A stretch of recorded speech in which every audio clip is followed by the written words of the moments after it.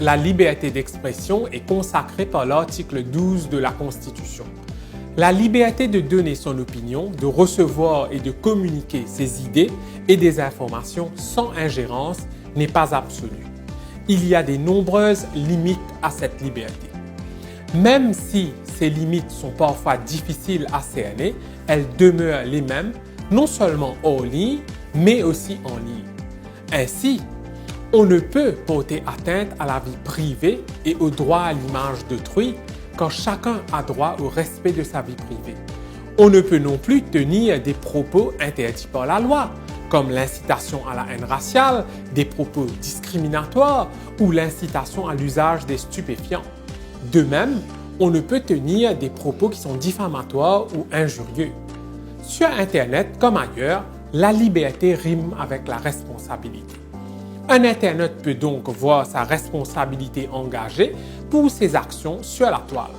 Par exemple, un like ou toute autre réaction sur un post Facebook ou un commentaire sur le post de quelqu'un d'autre, voire même le partage d'un post, constitue une forme d'expression qui est soumise à un contrôle légal.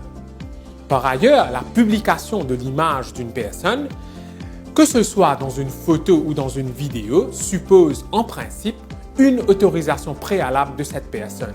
Et si la personne est un mineur, l'autorisation de son représentant légal. L'image d'une personne est protégée comme un composant de sa vie privée. Elle peut donc opposer à sa fixation, sa reproduction ou même à l'utilisation de son image sans autorisation préalable.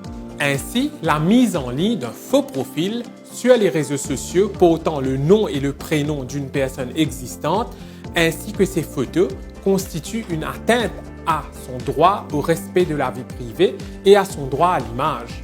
Il y a d'ailleurs eu pas mal de condamnations devant nos tribunaux pour de telles atteintes. On a un sentiment d'anonymat et d'impunité sur l'Internet, mais ce sentiment est trompeur.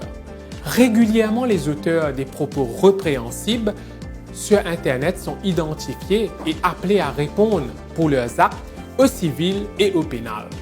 L'article 46 du Information and Communication Technologies Act criminalise les abus des réseaux sociaux et autres outils de télécommunication. L'usurpation d'identité est par exemple passible d'une peine maximale de 10 ans de prison. L'Internet est devenu l'espace public du 21e siècle, un espace d'élaboration et d'expression d'idées qui doit être protégé. L'Internet a un effet amplificateur de l'information publiée en ligne, ce qui implique votre vigilance par rapport au contenu que vous publiez sur votre vie privée.